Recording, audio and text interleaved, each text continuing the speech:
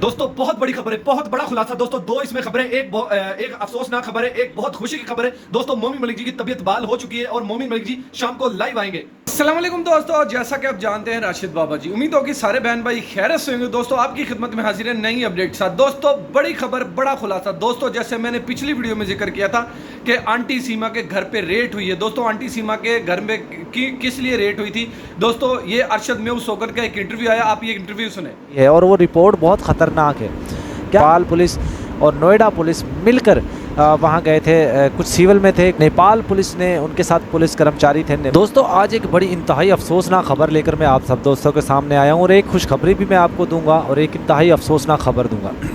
अफसोसनाक खबर ये है कि जिस तरीके से हमने आपको पहले ही बताया था, NCCPR की तरफ से एक रेड की गई है या सीमा के घर का दौरा किया गया है।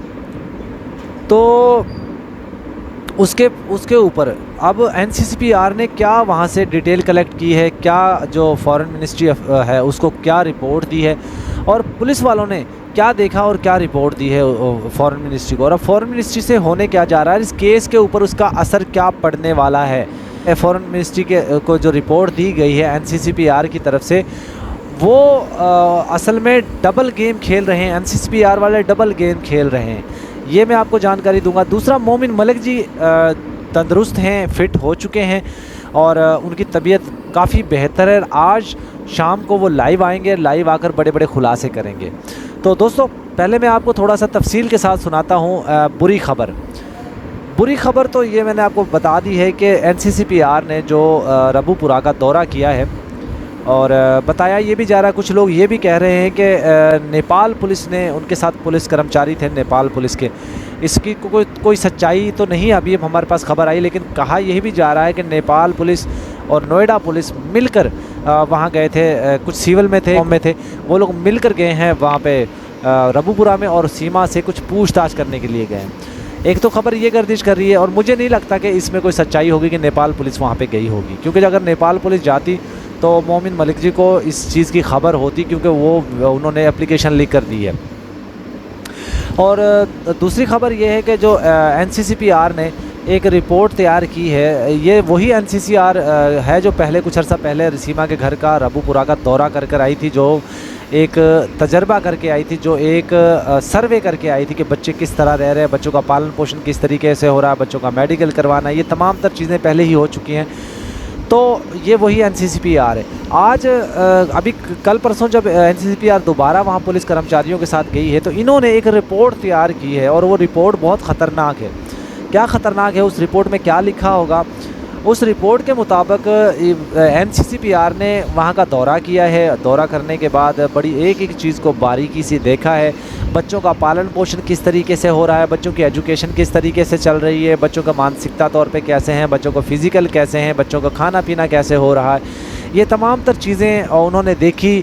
2-3 घंटे वहाँ पे इन्वेस्टिगेशन करने के बाद जो मोहल्लेदार हैं उनसे भी पूछताछ की गई कि बच्चे किस तरीके से रहते हैं। तो लोगों ने बताया कि बहुत अच्छे से रहते हैं, बहुत प्यार से रहते हैं और सहचन तो उन पर जान निछावर करता है, सहचन बड़ा प्यार करता है उनसे। ये चीज़ें NCCPR को बताई गई हैं और पुलिस कर्मचारी भी विटनेस के तौर पे उनके साथ मौजूद थे। तो उन्होंने यही रिपोर्ट तैयार करके और फॉरेन मिनिस्ट्री को जो है वो सबमिट कर दी है और वही रिपोर्ट ज़ाहिर है पुलिस कर्मचारियों के ऑफिस में भी गई होगी और कोर्ट कचहरियों में भी गई होगी। तो रबूपुरा में ये कहा गया है NCCPR की तरफ से कि सहचन तो बहुत अच्छे से ख्याल रखता है बच्चों का और सीमा का, वो तो उनके लिए अपनी जान निछावर करता है, तो बच्चों को वहाँ पे कोई प्रॉब्लम नहीं है। हमारे पास जो खबरें आ रही हैं वो यही हैं कि NCCPR ने दोगली पॉलिसी की है, उसने डबल गेम की है। एक तरफ तो वो बड़े हमदर्द बन रहे थे बच्चों के और दूसरी तरफ उन्होंने ये रिपोर्ट तैयार करके फॉरेन मिनिस्ट्री को भेज दी है। तो इससे दोस्तों केस के ऊपर क्या असर पड़ने जा रहा है, एक बहुत बड़ी शॉकिंग न्यूज़ है।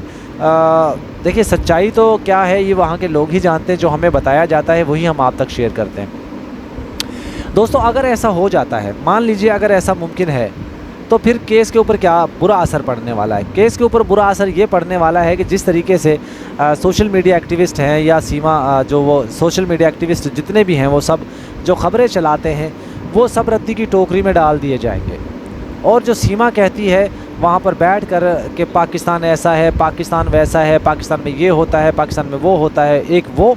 दूसरा जो वो कहती है मेरे बच्चे यहाँ पे खुश हैं, तो उनको सपोर्ट मिलेगा, उनको सपोर्ट मिलेगा और उनको सीमा को वहाँ पे संरक्षण और ज़्यादा मिलेगा।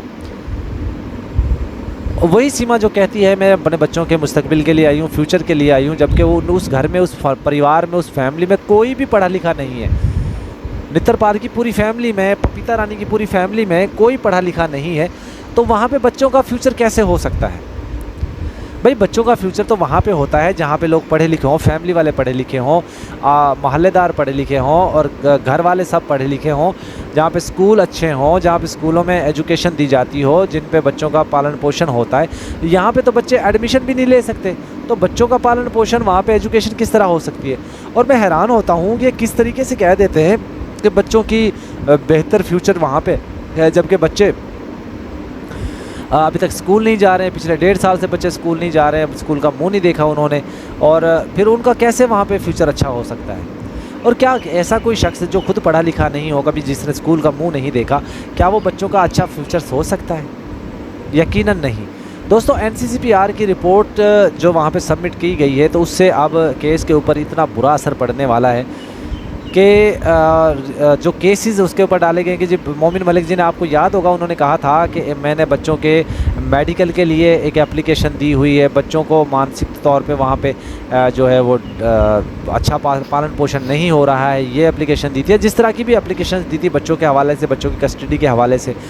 तो उससे कोर्ट जो है, हो सकता है, मुझे ख़तरा लग रहा है, मुझे हो सकता है कहीं वो केस डिसमिस ना कर दें, केस खारिज ना कर दें। आने वाले वक्त में तो ये मोमिन मलिक ही बता पाएंगे कि इससे क्या असर पड़ने वाला है केस के ऊपर। लेकिन जो मैंने ऑब्ज़र्व किया है, मैंने अपनी राय आप लोगों के सामने रख दी है, आप लोग भी अपनी कमेंट्स में राय ज़रूर दीजिएगा।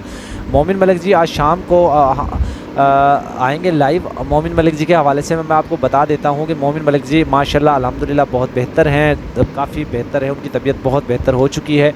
और अब वो रोज़ाना की बेस पे जिस तरह वो 10:00 पे वो लाइव आते हैं, तो इस तरह रोज़ाना लाइव आकर आपको, हमें सबको इन्फॉर्मेशन दिया करेंगे, बताया करेंगे केस किस तरह चल रहा है, केस किस तरीके से अब जो कंटिन्यू हो रहा है। और 1 तारीख को एक केस भी लगने वाला है कोर्ट के अंदर, उसमें भी जो सीमा पेश होगी बच्चों के हवाले से, NCCPR की तरफ से, पुलिस कर्मचारियों की तरफ से, बच्चों की कस्टडी के हवाले से, ये बहुत से केसेस जो हैं वो चलने वाले हैं। और मैं तो ये समझता हूँ, हो सकता है अगर NCCPR ने रिपोर्ट सही तरीके से तैयार की होगी तो बच्चों की फ़ौरन कस्टडी जो है सीमा से छीन ली जाएगी और बच्चों को किसी चाइल्ड ब्यूरो प्रोटेक्शन के हवाले कर दिया जाएगा, या किसी NGO के हवाले कर दिया जाएगा, किसी मिनिस्ट्री को दे दिया जाएगा, फॉरेन मिनिस्ट्री हो, चाहे पाकिस्तान की हो चाहे हिंदुस्तान की हो, किसी को भी हो। तो मुझे लगता है ऐसा।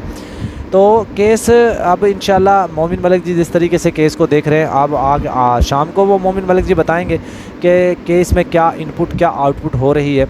और हम दुआ गो हैं मोमिन मलिक जी को अल्लाह ताला सेहत दे, तंदुरुस्ती दे, अपने हिफ्ज़ अमान में दे। और सीमा हैदर की एक, बल्कि सीमा हैदर कहना सही नहीं होगा, सीमा की खाली कहूँगा, सीमा की एक वीडियो है जो जवेद भाई ने हमें भेजी थी, वो भी मैं चलाऊँगा। और आज की वीडियो में सिर्फ इतना ही।